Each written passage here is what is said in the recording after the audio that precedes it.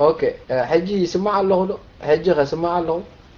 تمليسو له كبرات تخاتاتلتنا اوكي ثانك يو اغايشنا ثانك يو اي ثينك مملعتا اللي دي بلوم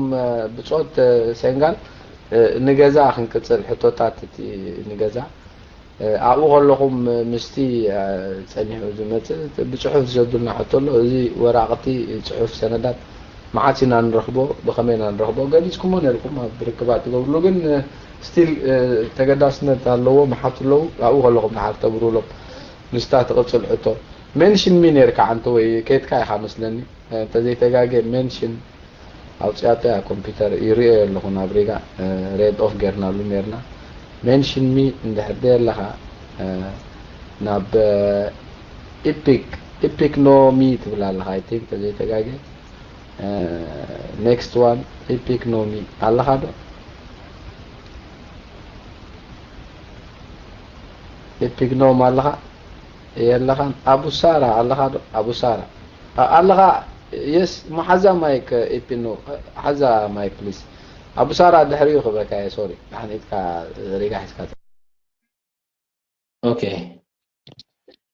اسمع الله له اسمع نهر الله هاي من سي ملك تاني اوكي كم يمسيهم كل خاتكم كم يمسيهم كأجايش أمو زين مجمرة خلت نتبي زخونا هم رئيتو كزاربة بمجمرة إزناي مسجاجر قوام تدارو زلهم مشين ويك كوميتي أبت دحري مسجاجر زمت سرعة مرجع بوحدو أبت قدامي مدرخ نفسها حرق أنت تقدر تبقى إليه أمن زخم رئيتو كالايون كم تزول كايو سنغال سبسلطان هجدف كهلو يبلو مناتي مساغاغري يلكالها كينو كما كينو تمساغاغري وان ابت مساغاغري وان تراي زيكون ريون تخونه كهلو يبلو من دبل امنتي زلنا عي غنا ملالبات ساتكم بتي قوامي حقي سلازخون نتي نا مجمريا مدرخ تراي سلازخونكم ناخذكم بدايركت ملكت خيلي تري كوينو تسعرتنا تملو جنبار سلازخون كالونتي كمز زبلاعي نقدف دغنو باستفرالي منقدي كعند باي تخركب يبلون زبل امنات سلازلني مالتي سالساي كمري ازين ريتوتات يزبل لوزن سلازتنتي مالتي ابزت تقبروا زلكم من داف انتريم قوام كان راحت هايمانوتاتن انا ايرترا انت اساتفكم بتاع صبق دبلنت علني مناتو بزح حفتام زخونه مخرن نتمن حساباتن كترخوا سلتخلو تساتفون بحال لكمكم بتاع صبق اوكي با حتى يكاكم سلسته جل زخونه حتى لواني ندحر منالبات استخيت خون بيروح يسكات سميحاني صبقي ابتناي سلسته عامت زبل كلتا عامت اخول يزبل امنتي زلن او ስለዚህ ቁጥር ሓደ እቲ ግዝያዊ ፕሬዝዳንት ዘይሕተተሎም ገበናት ኣለዉ ኢልካ ማለት ነጥብታት ኣቕሪብካ ኣለካ ዘይሕተተሎም ገበናት ከመይ ዝበሎም ስለምንታይ ከኸም ይኸውን ኣሎ ኣብርሃልና ሓደ ማለት እዩ ክልተ ከዓ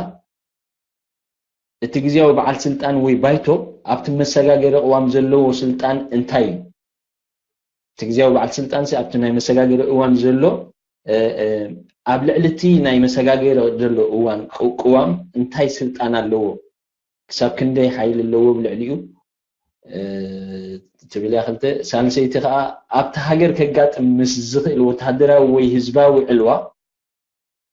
بخمي مزي انتريم قوام وي اذا ادلاويت قوام كوهادي لكم مديكم ويحاسبكم عليهم زي ما وهاد مزقاتم كبخمي كرئ مدب عليكم حتى نز قوام نملا حزب ناي مبصح مدبكم كمي ايو ثانك يو صنيلكم تسمعهم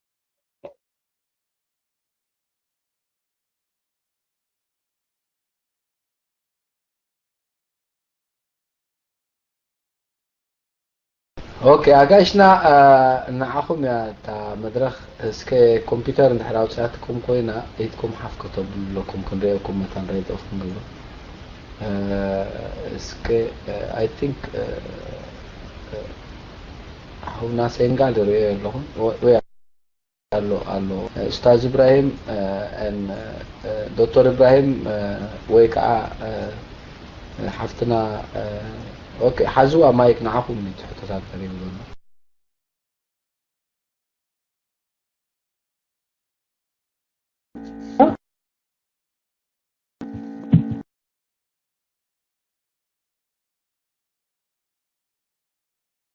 اوكي حاسكي انا اللي خلوك هاي قبل كان وديعتي كلها مايك قبل تقاشانا ايتسا حزيها العب اوكي سكي لوج بري حتى تصبق اسكان حراي مر بصوتي እንደገና ንዓይ መሊሶምኒ እተን ርእቶታትካ ርእቶ ስለዝኾና ርእቶ የብለይ ክንዛተ የለን ኢና መፂና ክልተ ዓመት እንተትኸውን እኹል ነይሩ ንዝበልካያ ግን እቲ ምኽንያት ምቕራብ እቲ ዝያዳ ኣገዳሲ እሞ ስለምንታይ ክልተ ዓመት ስለምንታይ 3 ዓመት ከዘይኮነት ንዝብል ካብ ይስማዓንን ይመስለንን ምኽንያት ዝርዝራው ምኽንያት እንተነቕርብ ዝሓሸ ይኸውን ንኹልና ንኽንረኣዳ ርእቶ ስለዝኾነ ግን ቅቡል እዩ ርእቶ ዋላ ሓንቲ ፀገም የብልናን እታ ካልኣይቲ ሕቶኻ እቲ ፕሬሲደንት ይኹን እቶም ኣባላት ባይቶ ይኹኑ ፕሬሲደንት ናይቲ እዋን ወይ ፕሬሲደንትታት ናይቲ እዋን ዝኾኑ ግን ኩሎም ትሕቲ ቅዋም እዮም ብሕጊ እዮም ዝግዝኡ ስለዚ እዛ ሕጋ ዘለና ንሕና ንነጥፋ ኣለና ናብ ህዝቢ ዘተካይደላ እዩ ተሰማሚዕና ኩልና ምስ ወዳእናያ እቲ ባይቶ ናይ ኤሪትራ ዝምስረት ተወከልቲ ህዝቢ ይሪኣ መሰዝደቃ መምርሒት ኮይና ትኸይድ ስለዚ እዛ ንብላ ዘለና ቅዋም ግዚያዊት ቅዋም ነቲ ሃገራዊ ባይቶ ነቲ ፕሬሲደንት ወይ ፕሬሲደንት ነቲ ቤት ፍርዲ ንኩሎም ቀያዲት ኮይና ብሕጊ ከም ዝግዝኡ እያ ትገብር ስለዚ ርእሲ ሕጊ እያ ትኸውን ንሳ ርእሲ ሕጊ እያ ትኸውን ስለዚ ንኩሎም ከዓ በኣ ተገዚኦም ይኸዱ ዓንቶይ ክንጅምር ከለና እኮ ንሳይና ኢልና ተቐዳመይቲ ከንረጋግፃ ዘለናሲ እታ መሰጋገሪ መድረክ ሰብን ውድብን ክመርሓ የብሉን ሰብን ውድብን ኣሚንና ኢና ናብ ክምና ዘለና ሕጊ ክመርሓ ዘለዎ ኢና ንብል ዘለና ብኡ ምኽንያት ኢና ሕጊ ኣገዳሲ ኮይኑ ረኺብናዮ ስለዚ ኩሎም ፕሬሲደንት በሎም ኣባላት ባይቶ በሎም ፈራዳ ኣካል በሎ ህዝብ በሎ ኩሉ በታ ግዚያዊት ቅዋም በታ ሕጊ ኣብ ትሕቲ ሕጊ ልዕልና ሕጊ ዝገዝእ ኩሉ ሰብ በኣ ክግዛእ እዩ ንዓኣ ዝመለስኩልካ መስለኒ ኣብታ ሳልሰይቲ ፕሬሲደንት ሲ ክኽሰስ የብሉን ትብል ዓንቀጽ ኣላ ዓንቶይ ገሊፅናያ ነርና ትራንዚሽናል ጃስቲስ ዕርቅን ሰላምን ክምስረት ኣብ ኤሪትራ ንብል ነርና ኩሎም ቶም ገበን ዝፈጸሙ ኣብቲ በቲ መስርሕ ተሓልፍዮም ኢልና ኢና ኣብኡ ናይ ዝሓለፈ ገበን ኢና ንዛረብ ዘለና ክሳዕታ መሰጋገሪት እዋን መዓልቲ ንዘሎ በታ ትራንዚሽናል ጃስቲስ እዩ በታ ናይ ዕርቅን ሰላምን ጉባኤ ኮሚሽን በኣ ይሓልፍ ናይ ቅድሚ ሕጂ ዝገበርናዮ ኩልና ንሳቶም ንሕና ኩልና በኣ ንሓልፍ ዝበደልናዮ ገበናት ኩሉ ይዝርዘር ይግለጽ ናብ ፍርዲ ክኸዱ ዝግብኦም ናብ ፍርዲ ይቐርቡ ሙሉእ ናይ ምክልኻል ነፍሶም ናይ ምክልኻል መሰብ ተሓልዲሎም ማለት እዩ እቲ ካልእ ግን ኣብ ዕርቀ ሰላም ይኣቱ ኢና ንብል ዘለና ስለዚ ናይ ዝበደለ ዘበለ ኣብ ስልጣን ዘለዉ ይኹኑ እቶም ኣብ ደገ ዘለና ኩልና ብኡ ንሓልፍ ብኡ ካተሓተት ንኸውን ኣብዚ ከይተሓተተ ዝተርፍ ዋላ ሓደ ሰብ ክህሉ የብሉን እያ እታ መረዳእታ ካብታ መሰጋገሪ መድረክ ምስተጀመረት ግን ኣባላት ባይቶ እንተደኣ ኮይኖም እሞ ብሕጊ ዘይሕተቱ እንተደኣ ኮይኖም ኣባላት ባይቶ ኮይኖም ክቕፅሉ ይኽእሉ እዮም ካብታ ኣባላት ባይቶ ዝኾነላ ነታ 3 ዓመት ግን ኣብ ባይቶ ኣብ ዘለውሉ ሰዓት ብሲቪላውን ገበናውን ሕጊ ሲቪላ ፈሊጥካያ ዝኾነ ሰብ ክኸሶም ብንብረት ብገለ ገበናዊ ሕጊ ዝበሃል ኣሎ ኣብዚ ሰዓት ንሶምን እቲ ፕሬሲደንትን ኣብ ስራሕ ከለዉ ሰኢልካ ናብ ቤት ፍርዲ እንዳንጠልጠልካ ክትወስዶም ኣይትኽእልን ኢኻ በዲሎም እንተደኣ ተባሂሎም ዝበደልዎ በደል اتي بايتو يو تبايتو وكلت حزب سلا زخونو نساتهم يوم زريئوا غبنهم يريئوا بعدكس اتي تواهبهم زنبره ناي زي مخصاص مسل يلعلو اي لعليلهم بخلت دمصي مبزحتهم تم ابالات ازي خلعل اللو ናብ ፍርዲ ክቐርብ ኣለዎ ኢሎም ተኣሚኖም ዋላ ነቲ ፕሬሲደንት ንብሎ ዘለና ፕሬሲደንትናት ዋላ ነቶም ኣባላት ባይቶ ሽዑኡ ናብ ፍርዲ ይቐርቡ እምበር ዝኾነ ሰብ እንዳንጠልጠለ ናብ ቤት ፍርዲ ክወስዶም የብሉን እያ እዚ ንቡር ኣሰራርሓ ሙሉእ ዓለም ዘሎ እዩ ሓድሽ ነገር ዝመሓዝና ኣይኮነን ስለዚ ብዙሕ እንተዘይተገደስናላ እዚኣ ተሓይሽ ኣብ ዓለም ሙሉእ ዝስራሓሉ ኣገባብ ስለ ዝኾነ ግን ከምኡ ስለ ዝኾነ ትናትና እውን ልክዕ ንዕኡ መሰረት ሒዙ ከም ዝኸይድ ዘሎን ምግላፅ ዝኣክል ኢና ኣሚጥና እምበር ፍሉይነት የብላ ምዚኣ ግን ክትተሓዋወስ ዘይብላ ክትንፀር ዘለዋ ቅድሚ ለውጢ ምምፅኡ ኣብ ኤሪትራ ንዝበደለ ግን እቶም ኣብ ስልጣን ዘለውን እቶም ኣብ ደገ ዘለናን ኩልና ክንሕተት ምዃንና እዚኣ ንፅርትያ ስለዚ ካብኣ ዘምልጥ ከምዘየለ ግን ኩልና ተራዳዲእና ኣለና እዚኣ ያታ ሳልሰይቲ እዚ ትብልዎ ዘለኹም እዚ ኣሚምኩሞ ዘለኹም ንጥፊ ከመይ ገይሩ ናብ ህዝቢ ይቐርብ እዚ ሕጂ ንገብሮ ዘለና ሓደ ክፋልናት እዩ ናብ ብዙሕ ሜድያ ኣውትሌት ክንቀርብ ኢና ንህዝቢ ከም ዝፈልጦ ክንገብር ኢና ካብኡ ወፃኢ ክኢላታት ንሕና ጥራሕ ኣይኮነን ካልኦት ክኢላታት ኣለዉ ንብሎም ከኣኒ ንኣኻኽብ ኣለና ከበርክት ይኽእል እየ ክእለትን ብቕዓትን ኣለኒ ኣብዚ ጉዳይ እዚ ንዝበለ ክውከሰና ይኽእል እዩ ኢሜይል ኣድረስ ኣለና ኣብዚ ኢሜይል ኣድረስ ኣነ እከለ ወዲ እከለ ቴሌፎን ቁፅረይ እዚ ኣብ ከምዚ ቦታ እዚ ይቕመጥ ኣብዚ ኣበርክቶ ክገብር ይኽእል እየ ክዕምቆን ክህብትሞን ይኽእል እየ ነቲ ንስኹም ኣዳሊኹሞ ዘለኹም ንዝብል ንኩሉ ሰብ ክፉት እዩ ኣንተ ወይ እንታይ ይብል ነይረ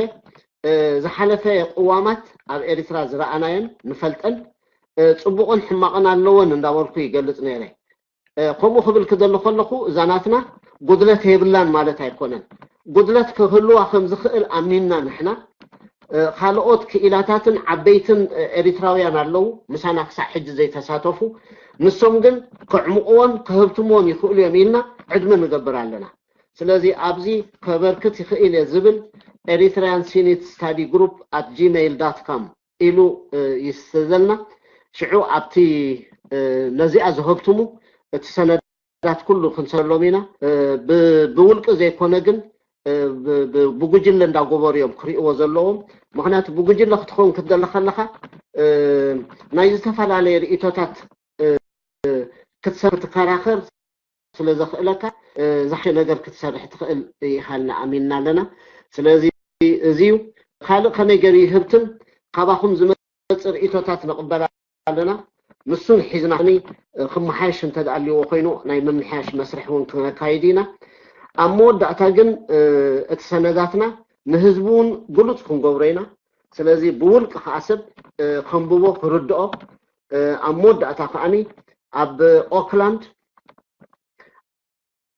ኣብ በርክሊን ናይ 5-6 ዓብ ሃገራዊ ዋዕላ ንፅዋዕ ኣለና ስለዚ ኣብቲ ሃገራዊ ዋዕላ ከዓ ንኩሉ ክፉት እዩ ኩሉ ሰብ ይመፅእ እቲ ዝተኣከበ ርእቶታት ናይ መመሓየሺ ማመታት ዘቐረበ ተመሓይሻ ከዓ እታ ሰነድ ክትቐርብ እያ ሽዑ ዘቲና ከዓኒ ናይ መጨረሻ መልክዓ ክነትሕዛ ኢና ከምዚ እቲ መደብ ዘለና ስለዚ ኣብዚ መስርሕ እዚ ንሕና ክንገልፅ ኢና ከምቲ ዓንተ ወይ ዶክተር ኢብራሂም ዝብለኩም ዝነበረ ግን እዚ ንብረትኩም እዩ እዚ ሓሳባት ናትኩም እዩ ካብ ሎሚ ጀሚርኩም ኣብ ዘለኹምሉ ተመያየጥሉ ከመይ ገይሩ ይህብትም ከመይ ገይሩ ይፅብቕ ፅባሕ ንኮን ኩልና ብማዕረ ከገልግለና ዝኽእል ግዝያዊ ከመይ ጌርና ንፈጥር ናይ ኩሉ ሓላፍነት እዩ እቲ መስርሕ ንሕና ሒዝናዮ ዘለና ከምዚ እዩ ነዚ ይመስል ወዲእ ኣለኹ መስለታትካ ከምዚአን እየን ተረዲአን ነይረ ዘይተመለሻ እንተለዋ ዲኻ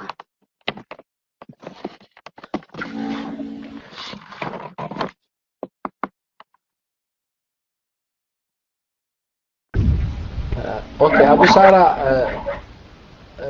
إلسا تفتنا بس كنقفادو إلسا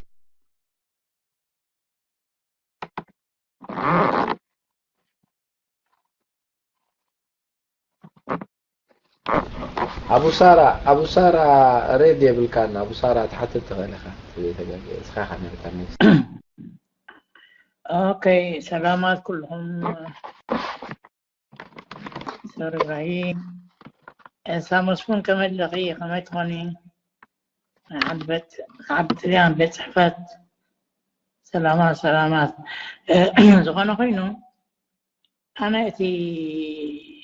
بطعم مغربكم مدر لكم بطعم كل سما محلية بطعم صبق صراحة يقولون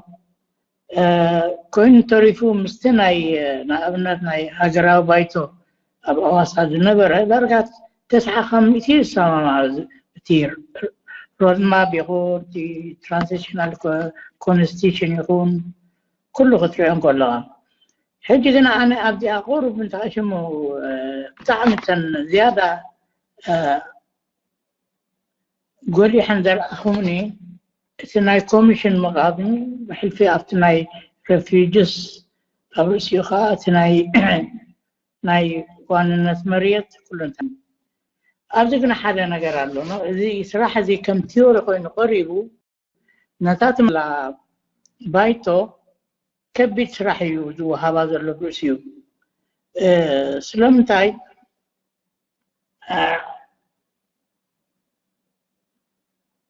انتبع كنريو خلنا ذي 3 عامت زبل نتوي نعاي كم دي دو حدا خوين يزرعني بركا عبيس راحت يزرلو عبيس راحت يزرلو مخا اتي ابوش هاقي تبايكا اتي ناي تبتاي يكون اتي ناي ناي تمن قستي كوراخور بزي انكفاتات قبرو لي امتن نريو زرنا بسران والدي تعملي تالي كل زقبرت كنت عامل تبل اتهزبقنا نربع اتهزبنا قرنو حجي انا حنتي زغلب كلها انتايا أبناء ميليتاريو كان كوميشن زغلبكم من طبق تقنا أتا كوميشن زيادة قد كرر زلواوين أبتناي ميليتاريو تناي ميليتاري establishment أو هاجرنا إلن تزلو ميليتاري كم ميدا زمتة بخلطو بتجيجنناتو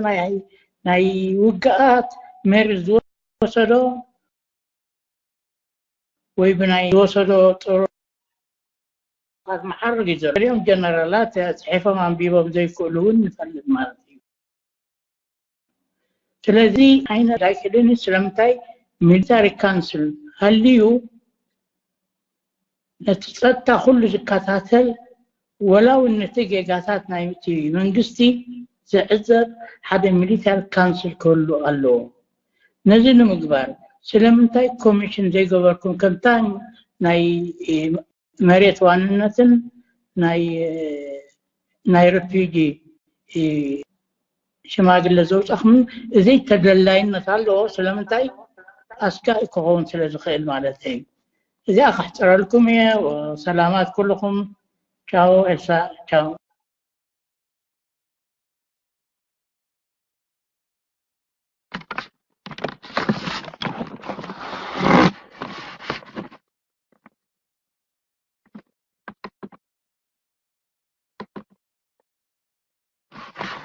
يغني لنا رئيته يا ميرا تقبلنا لنا رئيته خم رئيته سلازي نعرف حتى نحلف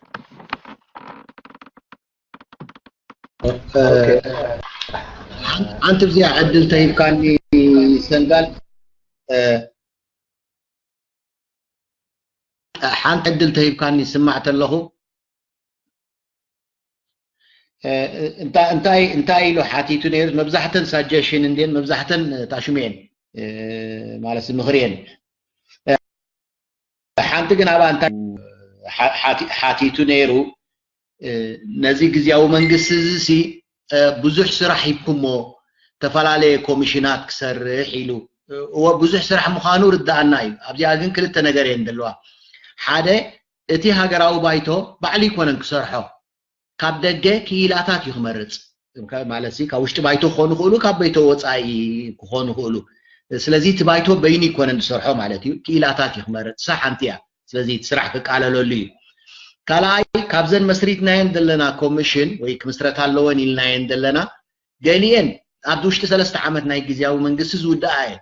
ገሊአን ከዓ ኣብ 3 ዓመት ዘይውዳእ እንተ ደኣ ኮይነን ክቕፅላ እየን ናብ ተሓድሽ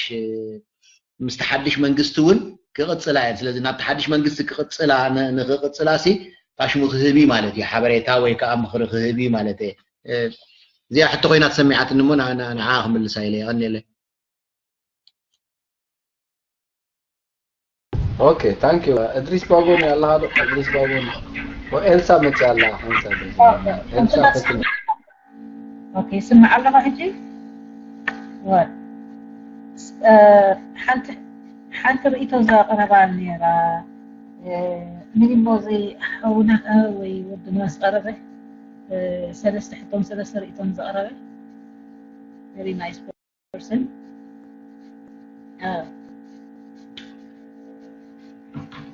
okay let me see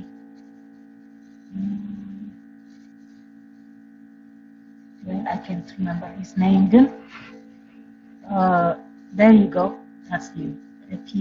epignomy zilizolo anti miss gernalan captain rito ka ito ihap nala dahil kanir kasi izomab the commission ተሳቲፍኩም ዘለኹም ሲ ኣብቲ ምርጫ ንኸይትመርፁስ ርእቶለኒ ተስፋ ገብር ኢልካ ሓቀይ ድያ okay I think ኣብኡ ክንህሉ ከምዘይብልናስ already ተዘራሪብና ኣለና መስለኒ ተዘይተጋጊአ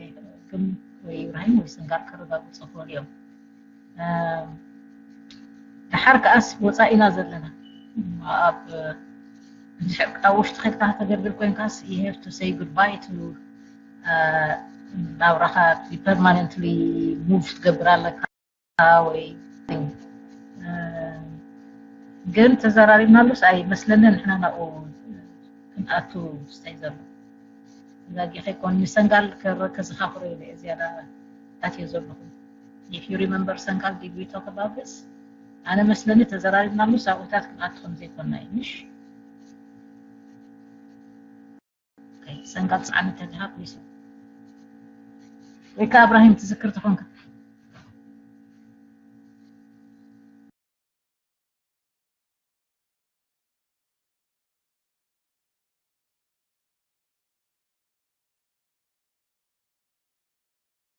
اوكي ودي امسني السخنه تزي تقاقي ودي امسن ويا ودي قطع ماي انا وي ابراهيم وي سنغال كمل ندير اوكي مساخي خديبو يخو سنغال وي دوديبو تقول لي مسحفتنا السا ثلاثه ماي اوكي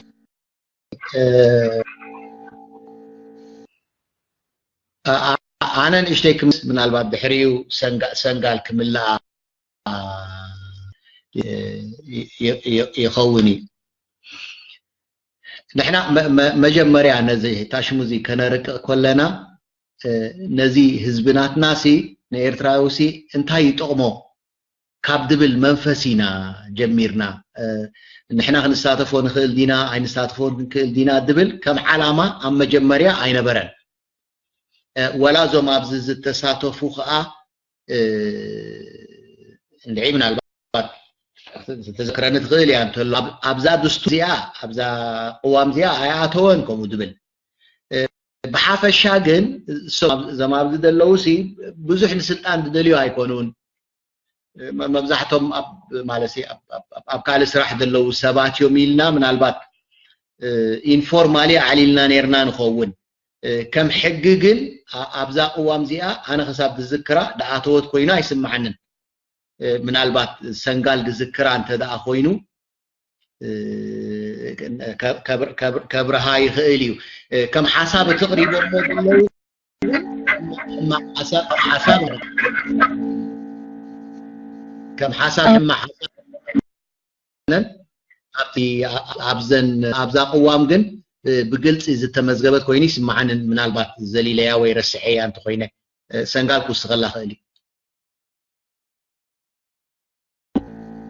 ንእሽተይ ኣብዚኣ ክውስኽዶ ምናልባት ተጋጊ ክኸውን ይኽእል እያ የተዘራርብና ኣለና ክኸውን ይኽእል ኢና I think ብዛዕባ ኣብ ወፃኢ ዘለዉ እንተተመሪፆም ትብል እያ መስለኒ ሕቶ ሓንቲ ዝመልዋ ተተመሪፆም ሲ ሙፍ ክገብሩ ኣለዎም ማለት እዩ ቢካዝ ነቲ ኤርትራ ህዝቢ ኣብ ውሽጢ ዘሎ ንምምሕዳር እዩ እቲ ዕላማ ዝብል ገለ ተዘራሪብና ነርና ምናልባት ምስኣ ኢለያ ግን ሓርካ ሕጂ ተሓሰላሲ ንሕናስ ኣስተብሎ እቲ ኮንስቲቱሽን እንታይ ክኸውን ኣለዎ ዝብል ንዕኡ ዝምልከቶ ስለ ዝኾነ ናይ ህዝቢ ስልጣን ንህዝቢ ዝምልከቶ ጉዳይ ስለ ዝኾነስ ነዚ ትተኻትዓሉ ሓይሽ ካብቲ ካልእ ዘረባታት ዝግበር ዝኣዘዝልን ዘየድልን ዘብሄካ ናዕሰይ እዚ ተስተባሃለ ሓይሽ ብዙሕ ኣዎንታዊ ነገራት ስለ ዘለዎ ኢና ቀሪብናዮ ሕጂ ንሕና ብዙሕ እምነት ኣለና ኣብቲ ዝሰርሕናዮ ስራሕ ብዙሕ ሰዓታት ይጠፍ እዩ ስለዚ ስለምንታይ ኢና ሓደ ስቴትመንት ኣውእቲናዮ ስለምንታይ እዩ እዚ ኩሉ ክንምልሰሉ ንኽእል ኢና ወላካ ዝበለፀት እያ እንተዘይበልናያ ክሳብ ሕጂ ብዙሕ ግዜ ፈሲስዋ ዘሎ ናይ ቅዋም ንድፊ እዚኣ ኮይኑ ዝስምዓኒ ዘሎ ሕጂ እንድሕር ንሕና ኣብቲ ምርጫ ክንምፅእ የብልና ኢልናስ ኣቐዲምና እዚኣ ከምትኸውን ወሲና ኣለና ከስምዕ ዘይክእልን እዩ ኣይሚን ከምኡሲ ስምዒት የብልና እዚ እቲ ረኣያናትና ከም ንህዝቢ ንቕሓት ክህልዎ ብዛዕባ ኮንስቲቱሽኑ ክዘራረበሉ ክካትዓሉ ከመሓይሽ ክውስኽ ሓደ ዘይጠመቶ ሓደ ዝጠመቶ ነገር ክመኻኸር ኢልና ኢና እዚ እቲ ኢንቴንሽን ናቱ እዚ እዩ እንድሕር እናተመሓየሽ እንዳበለፀት ከይዳ ከዓ ዝያዳ ዕድል ኣለዋ ከም ሓደ ድሮ ኢንቨስት ዝገበርናሉ ከም ኤርትራውያን እቲ ዝቐውም ባይቶ ከም መበገሲት ገይሩ ክወስዳ እውን ንኽእል እዩ እምበር ንሕና ንሳኣ ክትከውን ኢልና ተበጊስና ተንኸውን ምናልባት it makes sense ንሕና ክንህሉ ዲና ኣብቲ ምርጫታት ዝብል ሕቶ እውን መመፀ ነይሩ ክእረም እታ መጀመርያ ዝሃብኳ መልሲ ገይዳ እያ ነይራ ከምኡ እዩ ኣይበልናን ማለት እዩ I trust it and we don't even know how ክሳብ ክንደይ ኣኸት ከይድ እዚኣ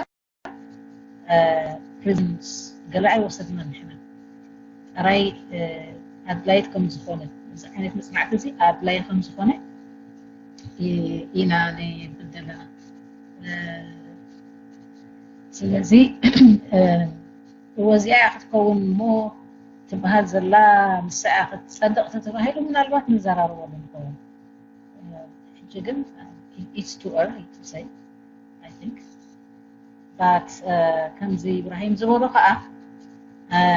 ኣነ እዚኦም ምሳይ ክሰርሑ ዝኸሩን ወይ ዝሓገዩ ንበል ኣስተውዒለሎም ኣለኹ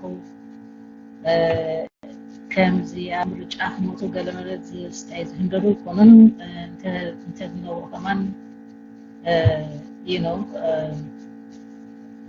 ብክእለታቶም ከም ውልቀ ሰብ ምናልባት ይኮኑ እምበር ከም ግሩፕ ገለ እዚ ዓይነት መንፈሳት ገለ ኣይተራእየን ካልኣይ ነገር ዘስተባሃር ኩሉ ብጣዕሚ ዘድንቆ ናይዚ ግሩፕ እዚ ዋላ ኣብ ቡርትዕ ፍልል ይሃሉ እቲ ንሕድሕድ ዝረአ ኣኽብሮት ተሓጊስካ ምስማዕ ስነ ስርዓት ዘለዎ ኣገባብ መልሲ ብትሕትና ምሃብ ቀሰይልካ ከዓ ዋላ ፀጥዮ ተፈላለዩ ነበረስ ኣብ ተማእኪሉስ ክሳይ ይመፅእ ከምዚ ሲምለስሊ ሕልፍ ኢሉ ናብ ዝሰርዓሉ መንገዲ ኣነ ከምዚ ዓይነት ፕሮፌሽናሊዝም ርኢ ይፈልጥን እየ ብጣዕሚ እየ ዘድንቆም ኩሎም ከም እሙናት ኤርትራውያን የርኢ ዝወስዶም ኣነ Thank you. وديع.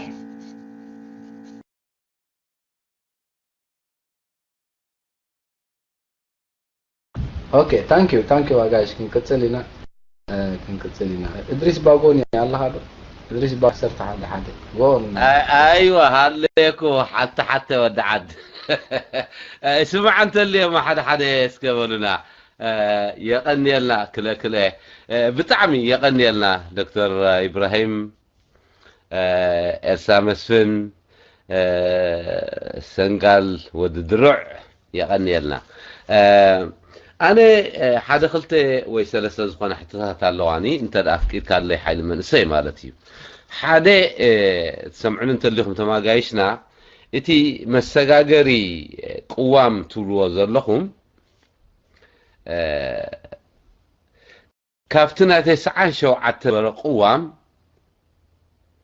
كابوز وصلكم ونجر على دو زي تحنتيا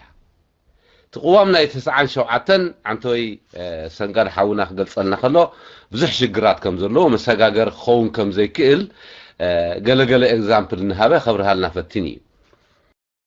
جن كاوز وصلكم ونقر على دو زيا تحنتيا كالايتي ابز قوام زي ابنا تشعان شوعتن قوام زي مو كل من محدار زبل سلا زي اللي نتنا تسعان شوعتن كنقبلو اشغاريو يقولنا نيرو عنتوي سنقال حوي حتى حجي تخلقيتي اذا زي ما كل من محدار نبلو زلنا سي نزن حجي زلوا من محدادنا زي ما كل كنبلن which is geographical محداري بإطراز الحجي ابز تحتي ملكاو سرعت زي ويس أوراجا إنا خنبلو نتي قدم ناي جزية مجزعتي انتقامو لزنبرنا بوئينا خنكيد سلازيتي زي مو كل من محدار نلو زلنا وين زي حجي جيوغرافيكاوي جيرا قميتو وزر لزم الكاوسر عدنا زي مو كل من محدار نلو زلناس وين افتناي قدم ناي جزات ناي بعداويان جزاتات زنبره بأوراجاتات ديو ببهر ديو إنا كنوصل ندل زلنا حجي إذي قوام إلكم تنقرنا زلكم تخاليت زيع سالسايتي إذي قوام تبلو زلكم علمنا وقوام ديس ويش تنتعيو من تخبرها لكم إذي يردعكم مالتا يكونن إذي أب إرترا كانوا قومون ندل زلنا مالتاي بارت سيستم يخون ويكالع ماوديو ويس حدا إرتراوي بهايمانو تطرني فيه مالتاي بارت خجبر انتي للناسي انتاي نبلو ودي الله يغني الله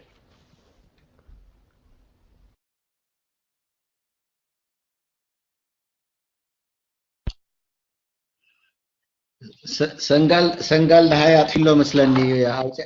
أوتياتو تخوينا حقزو أنا الله خلاص يلا عيد ودمت غطفي له سمع دلهم صبو اتا قداميتي نزا غزياوي مساغاغر زبلكماسي كابتناي 97 وسيتكم دو تبل انديانيرا إذا حجي خن قلت عد صنحنا معراف حدا معراف كلتا معراف سلسته كمون دارقا معراف 4 أمول عالم أب قوامات هلو زبحل ترخبين قاليهم يقمطون قاليهم ديكتاتور سلازخونو جن نعم وي بخفل وي أي هلوان قوم عيد رحيم بر أب كل بوتا يخات رخبن سلازي زياتن كابت زمهرنا زياتن أقدستين نحناون قداينا مصنعتنا خنجمر كندرنا خلنا نابز درجة زخم بتصحينا نسبنا خلنا فتكلت انتاي كخونا اللون سلمتاينا نقال الزلنا نزبل كمثلنا إريترا ترقيتو أبوتو أخملس انت بعيركا معراف حدا معراف كلتا معراف سلستا معراف 4 ناي قدنت ኣብቲ ግዜያዊ ቁዋምካ ከተእትወን ክትክእል ኣለካ ስለዚህ ኣይድልየካንዩ ካበይ ትወስደን ኣለካ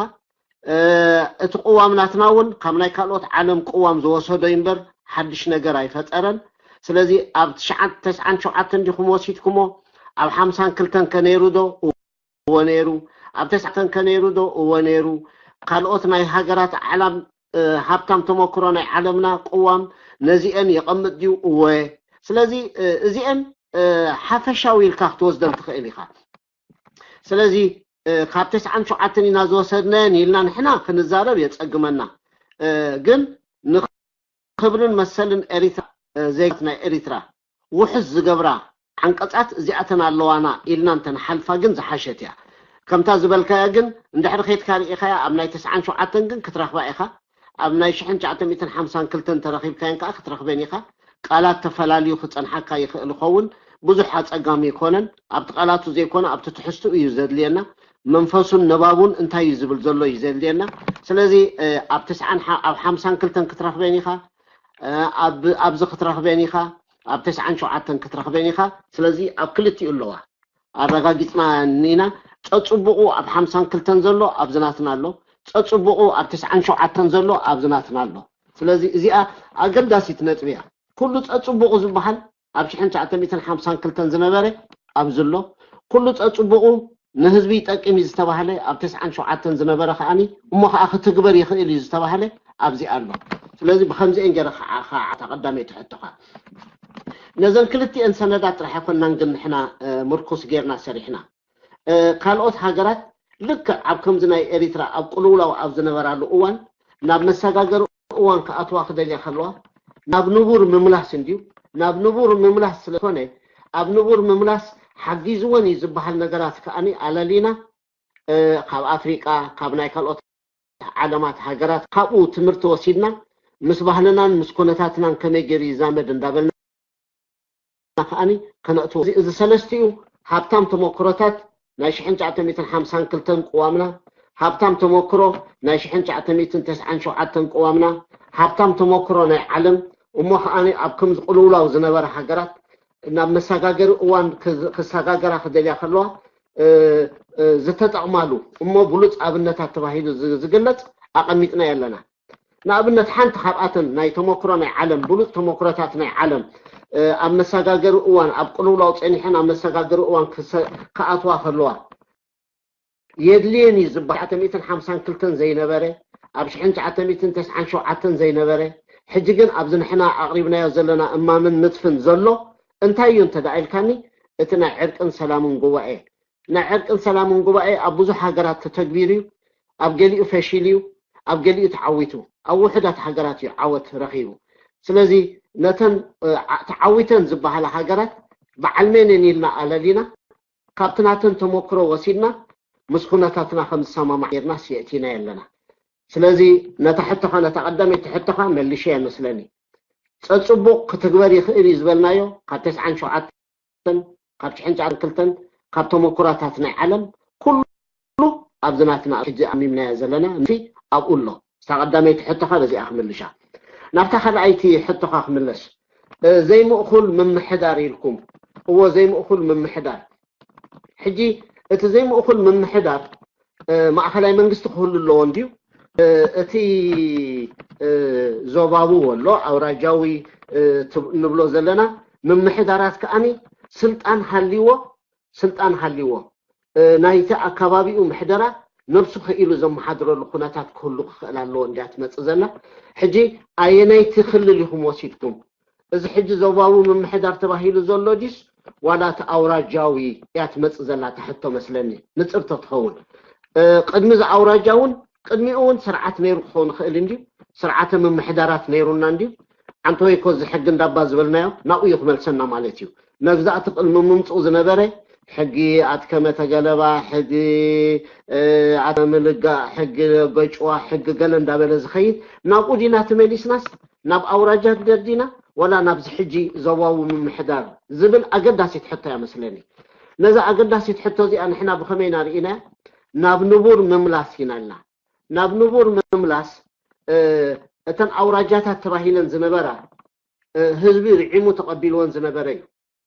ፀገም ኣለዎን እንዳተባሃለ ዝግለጽ ህግደፍ ጥራሕ ፀገም ነይርዎ ኣውራጃታት እንዳበለ ዝንበር ሕብረተሰብና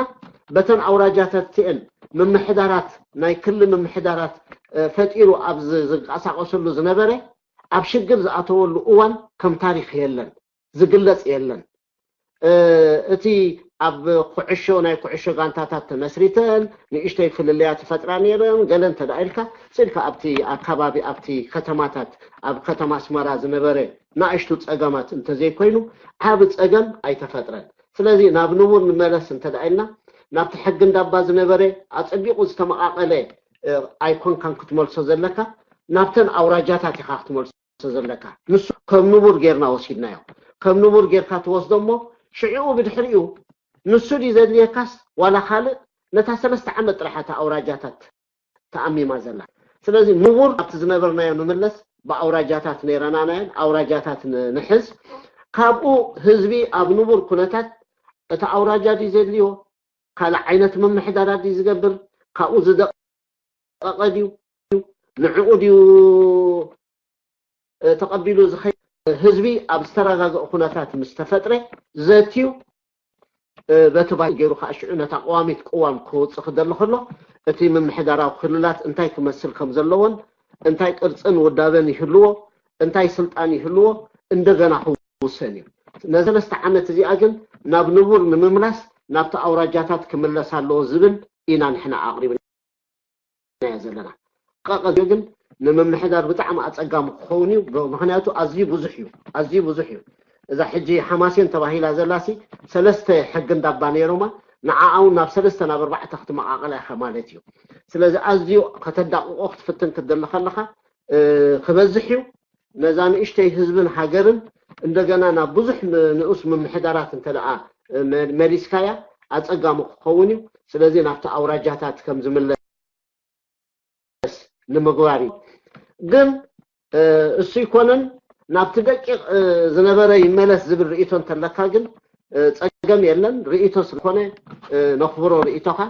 ህዝቢ ዝተሰማምዓሉ ድሓር ከኣኒ ንውስን ንሕና ወሰንቲ ይኮነን ንሕና እምና ዘለና እዚዩ ንህዝብና ዝሓሸ ኢልና ኣለና ካብዚኣ መበገሲትና ክትኸውን ናብቲ ንቡር ንመለስ ንብል በዚኣ ኢና ንሕና ኣቅሪብና ዘለና ናብታ ሳልሰይቲ ሕቶኻ ክምለስ እታ ሳልሰይቲ ሕቶኻ ፖለቲካዊ ብዙሕነት ናይ ሰልፍታት ብመሰረቱ ቅቡል እዩ ኣብ ዲሞክራሲ ዓለም ብዙሕነት ናይ ሰልፍታት ተቐባልነት ኣለዎ ብዙሕነት ናይ ሰልፍታት ክትብልካ ግን ሕጊ ይወፀዩ ሕጊ ዘይውፃ ሃገራት ኣለዋ ኢለ አንተወይ ምርጫና እዩ ሕጊ ከይውፃና ኩሉ ዝደለየ ፖለቲካዊ ሰልፊ ዝበለ ይንቀሳቀስ ክትብል ትኽእል ኢኻ ሃይማኖታዊ ዘለዎ ይኹን ኣውራጃዊ ዓሌታዊ ገለመለ ነፃ ክትገብሮ ትኽእል ኢኻ እቲ ካልእ ከኣኒ ክትቀይዶ ትኽእል ኢኻ መድረኽ ብመድረኽ እንዳተኸፍተ ዝኸይድ ዲሞክራሲ እንዳማዕበለ ኣብ ዝኸደሉ ግዜ ክፉት ክኸውን ንግዚኡ ግን ክትቀይዶ ትኽእል ኢኻ እዚ ግን ናትና ስልጣን ኣይኮነን ንሕና ብመትከል ብዙሓት ሰልፍታት ከም ዝህልዋ ጥራሒና ንድንግግ ንሰማማዕ ብድሕሪኡ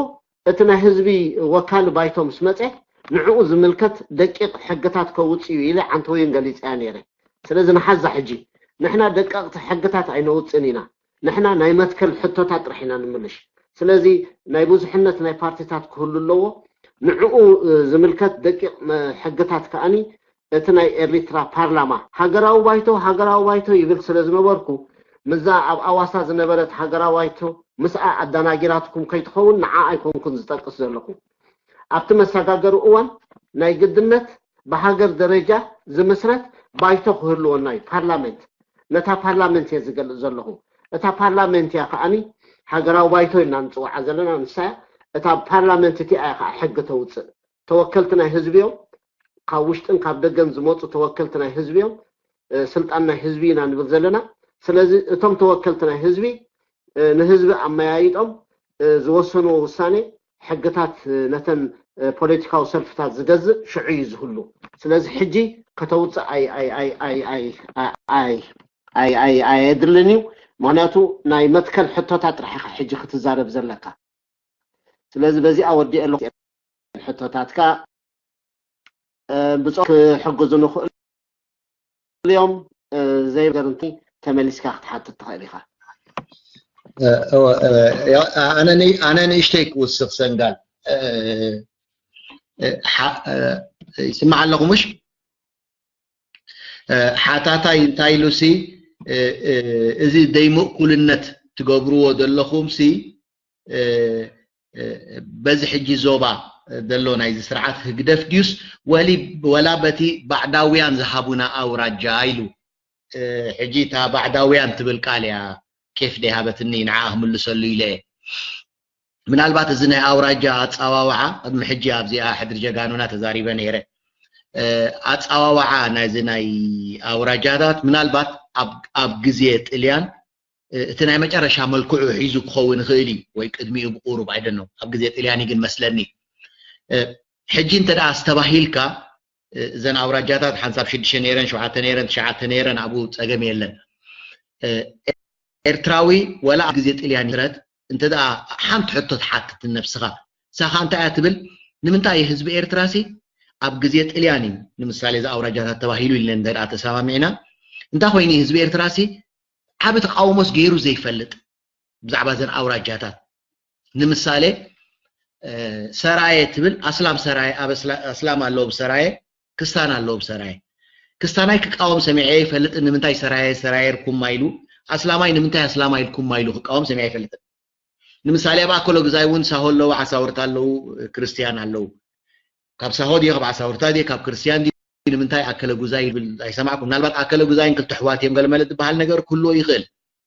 مثالي تي أكلو غزاي تو غزاي ناي ساهو يكونن خون غل ولا يتأكل ناي عساورتا يكونن خون غل ويتأكل ناي حدا أكل خون غل حدا يكون غل جن أنا سمعي فلتن كم إبراهيم نم أكل غزاي لكم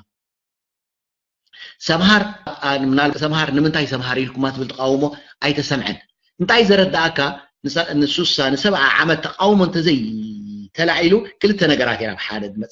بحنقول كاد مصحا حاده بزي قدس اب غزيه اليان دي ولا بغزيه مغزات دي تصحيفون كله ازي اسمات زغن ناي ندابا سرت دلو اي مالتي ويكا تاريخاوي سرت دلو اي مالتي سلازي اب تاريخ تمركيسوم اب تراي بحقي حق نداباديو اسرار حنايت حزبي تمركيسوم زبلو سلازغونه وي هو سلازغونه يبل انا تقاومو دي يحضره اسي كلاي تقاومو دي تحضرلو انت تداب على تساتيفكم طليان انا هم زفلتو كمزي غبرو كملو باوراجاتات صرطي اي غبرلو من بعلم تمدق عادي السوم تاكيبوم يوم نزي تاشموزي اكيبوم زي اسرايا زي اكلو زي كمزي تبحال نيرا وي كتبحال نير وايلو بزشي مزي وصيمو سلازي تقاومو ايرانا سلازي اتحجناتك اب تحتمن كلها توصو يكون انت اگداسي زحلو دي حدا كالاي سخا تساتيف كالو دي خاتب لي امبر بنا زوبا حدا زوبا انسبادو زوبا غلدا اب تحت سرعات غدف اندينا غيرنايا اب تسرعات ايرتراو اندينا غيرنايا ግን ህዝብ ኤርትራ ስለዚህ ተሳተፈሉ ወላ اب ተስርዓትና ኤርትራ ይኹን ሓደ እቲ አስማትካ ታሪኻዊ መንነት ናይቲ ህዝቢ ስለዚህ እንጸባረቕ ህዝቢ ገና እናጽደقوا ከለው ናርቀقوا ከለው ተቃዊሙ مسرقوا ከማን ተቃዊሙ كساب حجي خاي قاوم الله ابتحتي منغسنا ايرترا غيرنا يون كلنا سلازي انت اخبل دليسي اتا مغزاتاوي دبلكايا اتحاتتا من البات الوتاوي خي تسمع الى اتحتو ابتحت من كل خاي كونن تساتفنت نايت حزب نيرو ديو تاريخاوي حقنتك علو ديو تزغبر كايا ساخ وسخلا الى منبر ابتحتي منغسنا ايرترا زبحال زتغبر زوباتات حنت معلت خي حد رئيس تقاوي موس قال حجي قاوم له مع خبر هاي لي غني لي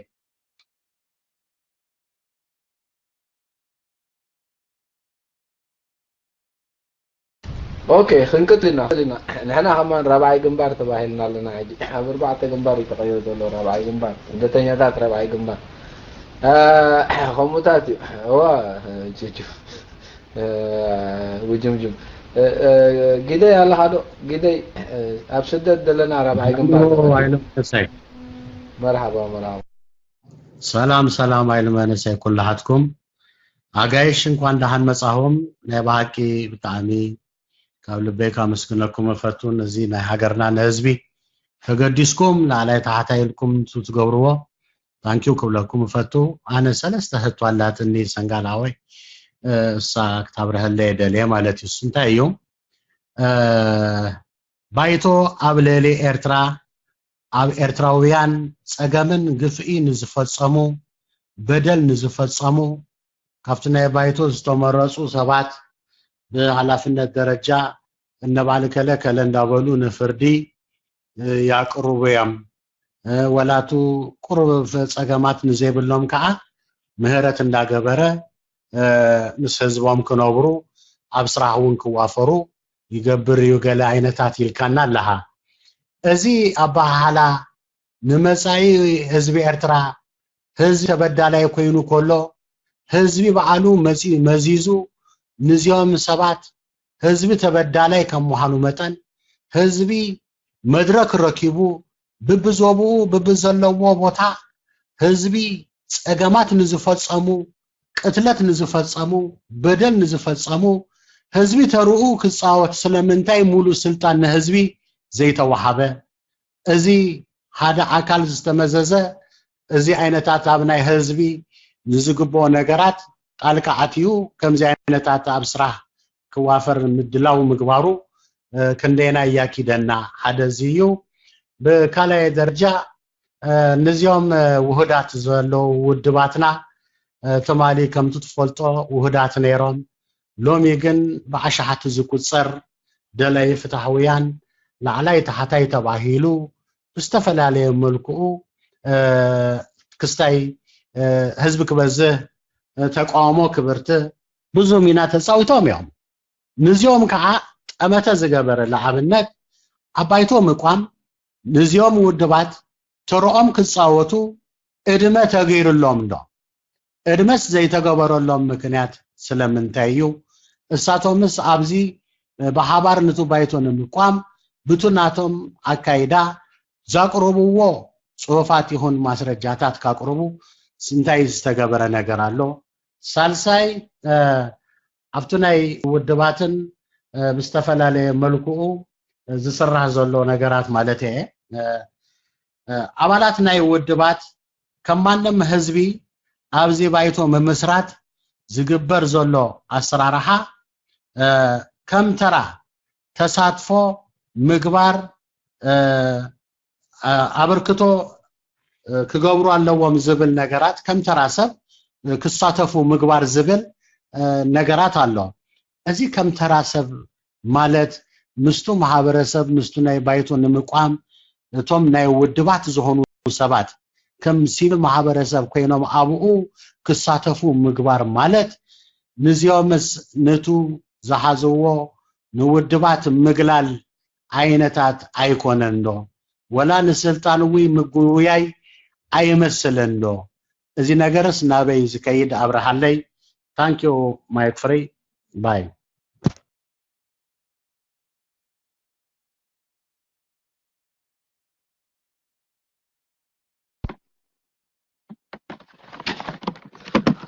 እተን ሕቶታት ቁሩብ ማይክ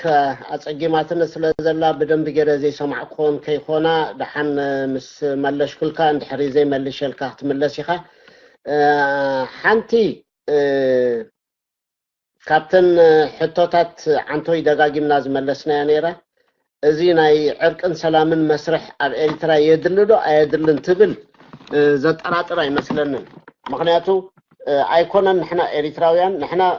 ኣዚና ተገፊዕና ኢና እዚ ዓማጽ ጉጅለን ሰዓብቱን ኣብ ልዕሊ ህዝቢ ኤርትራ ዝበደልዎ ዝፈጸምዎ በደል መዳርክቲ የብሉን ካብኡ ዝገደደ ግን ኣብ ሩዋንዳ ርኢና ኢና ኣብ ውሽጢ 3 ወርሒ ክሳዕ 1 ሚልዮን ዝኣክል ህዝቢ ሃሊቁ እዩ ኣብ መወዳእታ ግን ሕነ ምፍዳይ ንህዝብን ንሃገርን ስለዘይጠቅም ኣብ ናይ ዕርቂ ጉባኤ ማኣትዮም ስለዚ ንዕኡ ዝማሰል ዓይነት ከይገበርና ከዓ ናብ ንቡር ክንምለስ ኣይንኽእልን ኢና እዚኣ ንፅርት ክትኸውን ክትክእል ኣለዋ ሕነ ምፍዳይ እንተደኣ ተጀማሚሩ ኣብ ኤርትራ ጠጠው ኣይክብልን እዩ ንህዝብን ንሃገርን ኣይክጠቅምን እዩ ስለዚ ዝበደለ በደሉ ከልዕል ክኽእል ኣለዎ ይቅርታ ክሓትት ክኽእል ኣለዎ كل حق خوص خلالو ህዝብን ዝተበደሉን ከአኒ ነቲ በዲለ ዝብል ሰብ ሰሚዖም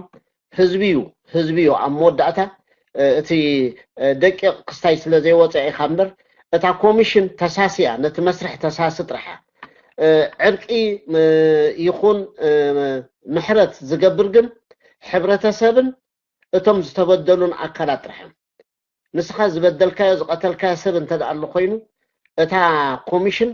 ንዓኻ ኣብቲ መስርሕ ናይ ዕርቂ ትእትወካ ትግምግመካ ኖኖ ዝካዮ ብጣዕሚ ዓብ ገበንዩ ንስኻ ናብ ዕርቅን ሰላምን ኣይግባኣካን እዩ ንስኻ ናብ ቤት ፍርዲ ክትኸይድ ኣለካ ኢላ ወይ ናብ ቤት ፍርዲ ትሰደካ ወይ ድማ ንስኻ ዝገበርካዮ ገበን ካብቶም ሃንደስቲ ካብቶም ቀንዲ ዋናታት ኣይኮንካን ግን ተጋጊኻ ዓብ በደል ፈፂምካ ኢኻ ንህዝብን ንሃገርን ዝጎድእ ንውልቀ ሰብን ዝጎድእ ዝኾነ ኮይኑ ናብ ህዝቢ ውረድ ናብ ቶም ዝተበደሉ ውረድ ይቅርታ ሕተት ንሳቶም ይቅርታ እንተገይሮምልካ ግን ይቅርታካ ተቀባልነት ክህልዎ ኢላ ናብ ህዝቢ ያተውርድ ስለዚ ሕብረተሰብን እቲ ዝተበደለን እዩ ይቅርታ ዝገብር እምበር እታ ኮሚሽን ኣይኮነትን እታ ኮሚሽን ነቲ መስርሕ ጥራሕ ተከታተል ኣብ መወዳእታ እቲ መስርሕ ዕርቅን ዝተገብረሉ ሰብ ከኣኒ መረጋገፁ መንነት ስለዚ እዚ ኣብ ሩዋንዳ ብሕልፊ ጽቡቅ ገይሩ ዝተተግበረ ሰላምን ምርግጋእን ናብ ተዓዲ ንክህሉ ቀጻልነት ውሕዝ ዝኾነ ቀጻልነት ናይ ሰላምን ምዕባልን ነቲ ሃገር ከረጋግጽ ኣገዳሲ ታራ ዝተጻወተ መስርሕ ስለ ዝኾነ ንህዝቢ ኤርትራ ከዓ ከምኡ ይጠቕሞ ኢልና ንሕና እማመ ቀሪብና ኣለና እዚ ናትና እማመዩ ህዝቢ ክዝትየሉ ይኽእል እዩ የድልየና እንተዳኢሉ ይቕበሎ ኣይድልየና እንተዳኢሉ ከኣኒ ይገጥፎ ካል ኣማራጺታት እውን ክቀርብ ይኽእል እዩ ካብዚ ዝሓሸ ተወዳዳሪ ሓሳባት ኣሎ ንዝብል ሰብ ግን ማዕጾ ክፉት እዩ ማለት እዩ ስለዚ እታ ቀዳመይቲ ሕቶኻ ስለምንታይ ንኮሚሽን ተሓላፍነት ሂብኩማ ንህዝቢ ዘይከውን ዝበልካዮ ኣብ መረዳእታ እምበር ንሕና እውን ኣብ መወዳእታ ህዝብን እቲ ዝተበደለን ጥራሕ እዩ ይቅርታ ክገብር ዝፍቀደሉ ስለዚ ኣብቲ ዝርዝራቱ ስለዘይኣተና ኢና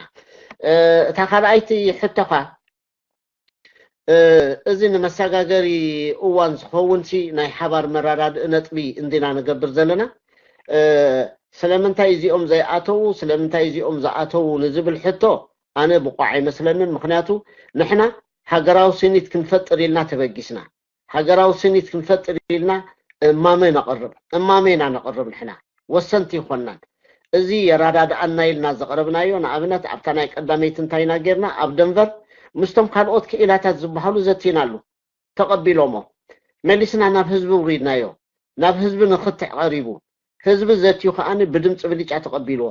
ስለዚ እዚ የስርሐና ኢልና ኸይድና ሕጂ እውን ከምኡ ዓይነት መስርሕ ኢና ንኸይድ ዘለና ስለዚ ከም ውድእ ጌርካ ይትውሰዶ ብኡ ምክንያት ኢና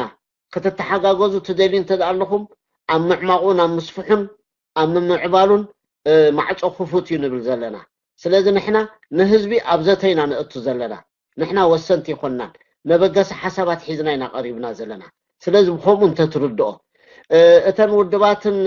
ገለን ዝበሃላኸ ኣብዚ ጉዳይ ዝሲ ተማያይጠን ዶምሳኹ በልካዮ ናይ ኩለን ነዚ ኣርእስቲ እዚ ዝምልከት ዘለዎን ፅሑፋት ክንረኽቦ ዝኽኣልና ዘበልና ደሊና ረኺብና ኢና ሓቲትና እውን ክንረኽቦ ዝኽእል ዘበለ ረኺብና ኢና ስለዚ ካብቲ ዝረኸብናዮ ዝተምሃርናሉ ነገር ኣሎ ኣብዚ ከኣነ ኣብቲ የእቲና ኢና ስለዚ እተን ውድባት ምሳና መፅን ይፀንበራ ኣይፀንበራ ኣብቲ መስርሕ ብዘየገድስ ንሳተን ዘቕረብኦ ሓሳባት እንተደኣሉ ኮይኑ ግን ንህዝብን ንሃገርን ይጠቅም እንተደኣልና ግን ኣብኡ የእቲና ኣለና ኣብዚ ተሪፉ ዘሎ መስርሕ ኸ ኣብዚ ተሪፉ ዘሎ መስርሕ ከዓ ንሳተን ነዚ ሰነድ ናትና ከም ህዝበን ክሪኦየን ክግምግሞየን ብውድብ ደረጃ ኣብ መወዳእታ ከኣኒ ኣብቲ ኣብ ኦክላንድ ኣብ ዝግበር ኮንፈረንስ መርገፂአን ሒዘን ይመፃ ናይ መማሓየሽ ርእቶ እንተልይወን መማሓየሽ ርእቶ የቕርባ ካብኡ ዝሓሸ ካልእ ተወዳዳሪ ሓሳባት እንተደኣልይወን ከኣኒ ማዕረና ከኣኒ ዕድል ክወሃበን እዩ እቲ ንሕና ዘቕረብናዮ እዚ ንሳተን ዘቕረብኦ እዚ ህዝቢ ኣየሽካ ወስን ክንብል ኢና ስለዚ ፀገም የለን ተወዳዳሪ ሓሳባት ኣለኒ ዝብል ኣይኮነን ፖለቲካዊ ሰልፍታት ኢና ኢለን ንረእሰን ከምኡ ገይረን ወዲበን ዘለዋ ውልቀ ሰብ እውን እንተኮይኑ ውልቀ ሰብ እውን ኣነ ተወዳዳሪ ካብዝናትኩም ፍልይ ዝበለ ንህዝብን ሃገርን ዝጠቅም ተወዳዳሪ ሓሳባት ኣለኒ ዝብል እንተኮይኑ ብጽሑፍ ገይሩ የቅርቦ ኣብቲ ዘተ ማዕረናትና ዕድልን መሰልን ተዋሂብዎ ኣብኡ ከዓ ንሱ ከቅርብ ቦታ ክንፈቅድ ኢና ማለት እዩ ስለዚ እዚ ፀገም ዘሎ ይመስለንን ንህዝብን ሃገርን ዘገድስ እማሜና ሒዝና ንቀርብ ዘለና ህዝቢ ዘትየሉ ክመሓየሽ ኣሎ ዝበሃል ከዓ ይመሓየሽ ናይ ኩልና ናይ ውልቀ ሰባት ናይ ዝተወደቡን ዘይተወደቡን ብማዕረ ከዓ ይምልከተና ስለዚ እዚኣ ታኹደ ሳልሰይቲ እታ መንግስትስ ከመይ ጌርና ንምስረት እዚ ስርዓት እዚ ምስተኣለ ፓርላሜንት ከመይ ጌርና ንምስረት ንትብል ሕታ ስልጣን ናይ መንግስቲ ኢኻ ትዛረብ ዘለኻ ማለት እዩ ስልጣን ናይ መንግስቲ ከዓ ብመሰረቱ ናይ ህዝቢ እዩ ስለዚ ህዝቢ ዝመረፆም ወከልተዮም ዝበሎም ኣብቲ ፓርላማ ይቕመጥ ስለዚ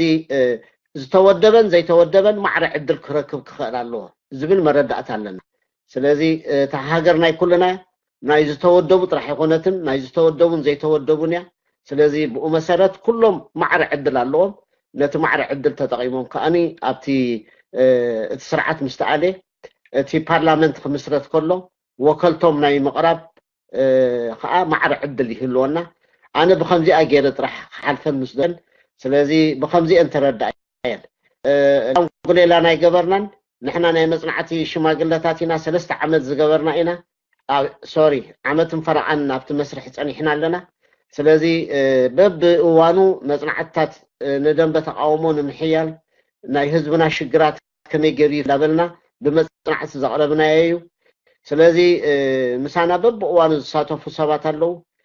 ንሕና ነቕርቦ ከዓ ናብ ህዝቢ ዘትዩ ከዓ ምስ ተሰማምዓሉ ጥራሕ ዝኸውን ስለዚ ብከምዚኣ ገይረ ክውዳእ ታንኪዩ ሰንጋል ሃዋይ ግን ኣብዚኣ ሓንቲት ነገር ኣላትኒ ኣጠቃሊለ ከበቃሞ ዘይበለስካለይ እንታይ መስለካሳ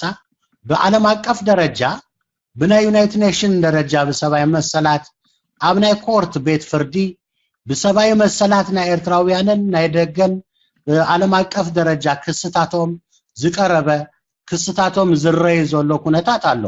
ንዚኦም ሰባት ኣብ ውሽጥን ምስ ሃገርን ዝወጽ ዘሎ ህግታትን ኣተኣሳሲርካ ኣብ ተግባር ንምምጻእ ንዚኦም ሰባይ መሰላትና ተቋማትና ንሶም ርክባትስ ገለ ዝገበርኩሞ ነገር ኣሎ ዶ ፎር ኤግዛምፕል ነባዓል ኤልሳ ጭሮም ነባዓል ዶክተር አልጋነሽ ምስቱ ናይ ዝምልከቱ አካል ዛቅረብዎ ዝሓልዎ ዶክመንታት ኣሎ ንዚ ኣተኣሳሲርኩም ምስ ሃገር ተግባራዊ ንምምጻእ ኣብ ሃገር ተግባራዊነት ኣምጽኦም ንተግባር ንምፍጻም ንምግባር ክንደይ ናይ ሚና ተጻዊትኩም ንዚያ ቁሩም ለሰለይ ታንኪዩ ብጣዕሚ ዛመስግነካ ድሚ ሃበለይ ባይ እዚ ኣንጽርት ያመስለኒ ንሕና ቅድም ክንዛረብ ዘለና ክንሰማማዓሉ ሃገራዊ ስኒት ንምፍጣር እንታይ ክግበር ኣለዎ ንዝብል ንዝትለራ ጽባሕም እኮ ዘቲና ምስ ወዳእና እሞ ኩልና እንተዳ ተሰማሚዕና እቶም ገበን ዝፈጸሙ ናብ ሕጊ ክቆርቡ ክኽእሉ ኣለዎም ዝብል ምስተዳዳዳእና እዚኣ ከም ናይ መሰጋገር መድረክ ከም ሕጊ ጌርና ምስ ወሰድናያ ብድሕሪኡ ካብሎም ጀሚርና እኮ ንዕኡ ዝሕግዝ ኮሚሽናት እውን ካብሎም ጀሚረ ነተን ኮሚሽናት ንብለን ዝነበርና ኣብዚ ክንመስረተን ንኽእል ኢና ስለዚ እቶም ብሕጊ ዓብ በገበን ፈጺሞም እዮም ዝበሃሉ በዓልመን እዮም ካብሎም ከነጻሪ ንኽእል ንኸውን ግን እዚ ናይ ኩልና ስራሕ እዩ ንሕና ናይ መጽናዕቲ ጉጅለይና ንሕና ኣጻረይቲ ኣይኮንናን ጸኒሕና ኣጽኒዕና ግን ነዚ ንኹልና ክሰማምዓና ዝኽእል ሓሳባት ኢና ነቕርብ ዘለና ደንበ ተቃውሞ መታን ከይፈላለ ኣብ ሓደ ሃገራዊ ስኒት ክህልዎ መረዳእታና ሓደ ንክኸውን ኢና ንሰርሕ ዘለና ስለዚ እታ ናትና ዕማም ሃገራዊ ስኒት ኣተሓሳስባ ናይ ደንበ ተቃውሞ ኣብ ሓደ ንምፍጣር ንምጽባብ ፍልልያትና ንምጽባብ ስለዝኾነ ብኸምኡ ጥራሕ ጌርካ ተረዳእልና ንሕና ኣብ ግብራዊ ስራሕ ኣተናን ኣብ መጽናዕቲ ኢና ጸኒሕና ንኹልና ክሰማምዓና ዝኽእል እንታይ እንዳበልና እዚ ሕጂ መጽናዕታትና ወዲእና ኣለና ስለዚ ኣብ ሓባር ኮይና ኣብ ንሰርሓሉ ሰዓት እማመ ቀሪብና ኣለና ከመይ ገይሩ ደንበ ተቃውሞ ኣብ ሓደ ተጠርኒፉ ትሕቲ ሓደ ጽላል ኮይኑ ይዓይ ናይ ሓባር ስራሕ ከመይ ገይሩ ይሰርሕ ንዝብል እማመ ኣለና እዚ እማመ እዚ ህዝቢ ተቀቢሉ እንተዳ ደጊፍዎ ደንበ ተቃውሞ ኣብ ሓደ ምስተጠረፍና ኣብ ትሕቲ ሓደ ጽላል حبيرنا كنسرح نتجمرنا إذا كل سرحات إذا حجة كتبلو تصنحها نايتي طرنافي سرح يزخون ناتنا دقافن حايلن مدققافن زدلن تلقينو شعو تحاتيتنا أبركتو خنقبر نخيل زترفقن بخم أجل كحترد اللي يزدل زلقم مخنياتو تباتاتينا تزرزيرنا ينازلنا التحساسبانا ببيني يزلو سلازي قدم التحساسبانا بحدا نتأرنف التحساسبا بحدا نتأرنفنا بدحريو حبيرنا هنصرح نتلقفتنا ندحريت الملسو اللقناتات أي كهلونيو سلازي خونت بخمزي أجلات ترد علي سلازي نحنا مصنعتتات أب مصنعتي أكايدك إمامي أم مقرب نزي ذنب تقاومو زلو في الليات نمصباب زحجز ناي التحساسبا حدنت أم نفتر طرحينا نسرح زلنا مو أبكم وزا مسألة سرح أي تسأمدنا اتسرح تقعني اتن توديبن زلوا ودبات كسرحون كعمون زلوان ناتن عيو غزا خوين سمعنا نحنا مصنعتات نحزبن حجرن زغلغلالو نحنا أقول تسرحنا يستزحش خوين سمعني رئيتيا خلقت بصوتي كوسخ لا يقولوا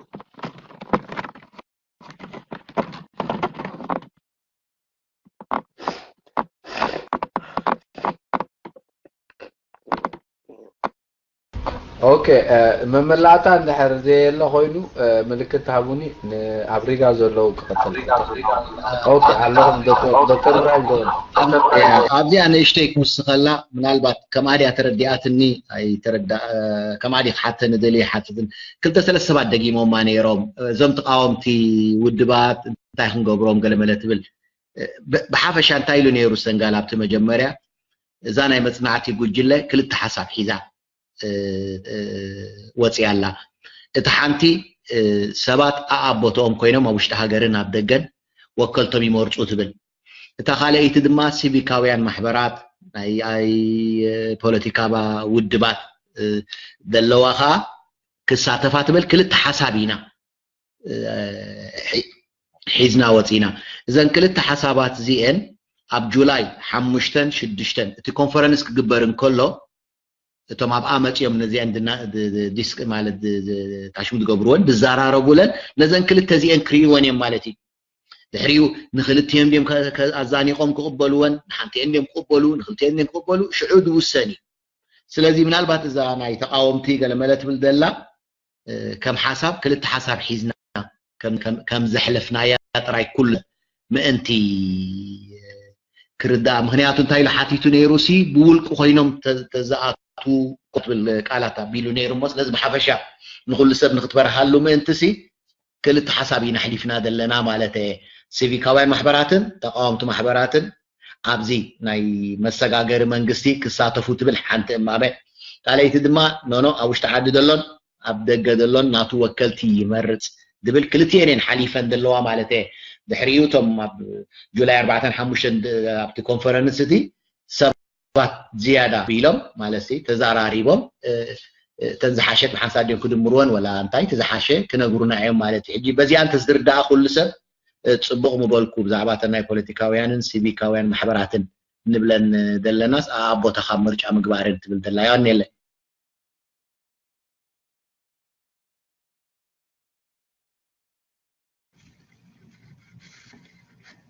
أبزيان اشتيده خوصة خلاه نبرهي كما يا أخم ذا إبراهيم كبلات هيا من البات بيخاخي كون حانتي كاب وشتن دقن زلو هزبي تمريتو نتابايتو يقوم يبل تحادي يتخال أي كأ كاب وشتن كاب دقن زلو هزبي بتوساخ كأ وكلتي نايس سيفيكاويان محبرات ويودبات كقالو صنف حساب حجي كابهم كمان نسኦም يأتو مالتي ስለዚህ بينهم تيኦም ወይ بينهم تيኦም ديكونسي تخالئتي نو زتقالل يا تبل تحنت خا نو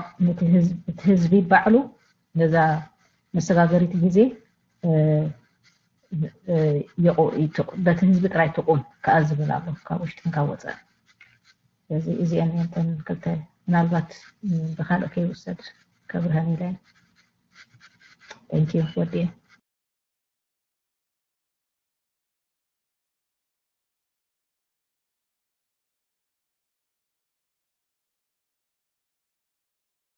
اوكي ثانك يو دندن الله هذا دندن كور حونا دندن مايك مع هذا الله حيل ما نسي يسمع انت ليه ملكت جوار لي يا ثانك يو حيل ما نسي انا ما جمرتا لومي نايب حقي زي قريب زلو كبرات هاغاش لما مجم زلو انقا دحن مصاهم وسوم سي انقا تفطركم بتعمي دمسغنكم انا كله تقربوا زلكم حسب دكتور جمال كزارب كل اركب اغاطامي جن بمول ولا ترأس مسرع اخو كاب زي نبورنا بنبور كملسالو حرنا زبل طرح زي اثاري زخنا حسابي ስለዚህ بمول ولا خمس زرزر كتقولوا صنحكمون بتاع من حزب ኤርትራ ጠቃሚ ዝኾነ እዩ ኤርትራስ ከም ዝወለደት ናይ ብሓቂ ህያው ምስክር እዩ ኣነ ሓንቲ ሕቶ ጥራያ ዘላትኒ ካብኡ ሓሊፉ ግን ልዕሊ ዝኾነ ሰብ ከመስግነኩም ጥራሕ ኢደይ ሓፍ ኣቢለ ምክንያቱ እቲ ዶክተር ጀማል ብቆቅርቦ ፀንሐ ኣብ ኣገባብ ኣጣያይሳን ኣመላለሳ ስደተኛትን እቶም ከርተ ዝብሉ ዘለው መንእሰያትን ኣብ ኣተሓሓዙ ብኮም ጌርካ ጉዳይ መርያትን ንኩሉ ብጥልቂ ዝረኣየ ናብ ንቡር ምምላስ ምክንያቱ ሕብረተሰብና ኩል ስለ ዝሰኣነ ስለዚ ኣብዚ ነገር እዚ ጥራሕ ዕፁው እቲ ነገር ናይ ብሓቂ ኣብቲ ናይ ባይቶ ታሕቶናተይ እንታያ ባይቶ እቲ ግዜያዊ መንግስቲ ምስተተኸለ ቅድሚ ሕጂ ከም ተመኩረና እዚ ዓማፂ ስርዓት እቲ ግዜያዊ ፕሬዚደንት ተባሂሉ ምስተሸመ ኢሳያስ ኣብ ወንበር ባይቶ እውን ስለ ዝነበረ ነቲ ነገር ኩሉ ጨቢጡ ክሕዞ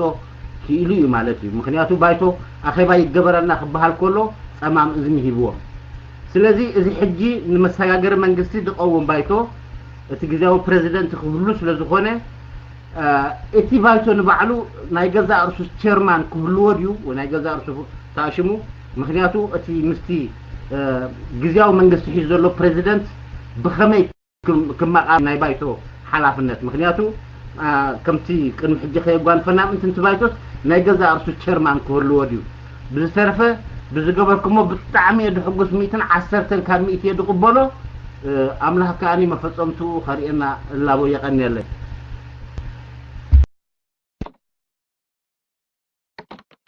የቀኒየልና ደንደን ኣዝያ ጽብቕታ ኣብ ዝርዝር ከይንኣቱ ኢልና ምናልባሽ ሰጊርና ንኸውን እቲ ባይቶ ነፃ ስለ ዝኸይድ ናይ ገዛ ርእሱ ኣቦ መንበር ክህልዎ እዩ ኣፈ ጉባኤ ናይ ባይቶ ክህልዎ እዩ እቶም ባይቶ ኣባላት ባዕላቶም ዝመርፅዎ እዮም ስለዚ ቅድሚ ፕሬሲደንት ምምራፅ ኣፈኛ ናይ ባይቶ ወይ ኣቦ መንበር ናይ ባይቶ የመርፁ ብድሕሪ እዮም ካብ ውሽጦም ፕሬሲደንት ዝኸውን ዝመርፁ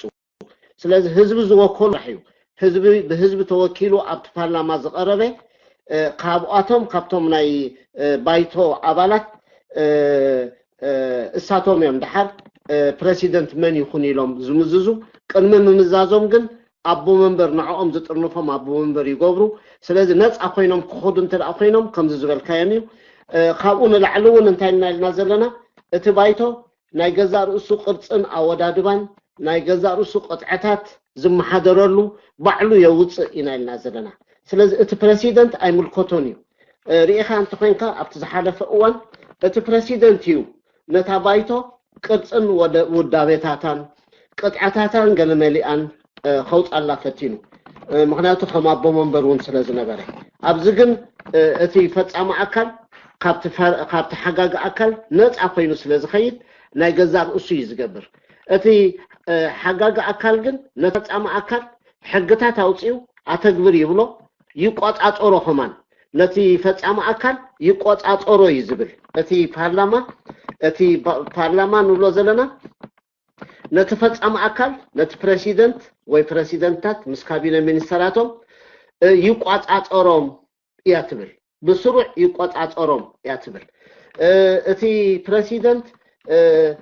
ምስ ናይ ደገ ሃገራት ዝገብሮ ውዕል ብምሉኡ ኣይፀድቕን እዩ ናብ ፓርላማ ቀሪቡ ጥራሕ እዩ ኣብ ፓርላማ እንደገና ዘትዮም ንሳቶም እንደገና ዘጽድቅዎ ልቃሕ እንተደኣ ኮይኑ እውን ክሰማማዕ ይኽእል እቲ ፕሬሲደንት ኣብ መወዳእታ ግን ኣብቲ ባይቶ መፂ ጥራሕ እዩ እቲ ባይቶ ዘትዩ የድልየና ኣየድልየና ዝልቃሕ ሒሉ ዝውስን ዝብል دقق زباله زرزرات هالو نابو سلازي اتي ببينهم نصاتن نصنتهم حاليهم يخودو طرح زي كونسي حد مقطصارون كم زلوو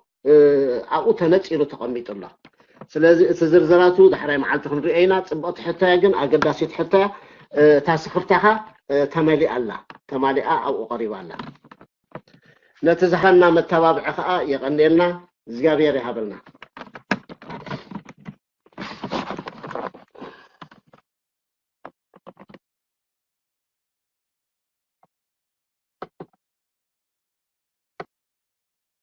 كنكتسل نقدميت على هذا نقدميت على هذا تكونك نقدميت انت زي اللي اوكي اوكي يغني اللي حلم نسي اسمع له ليه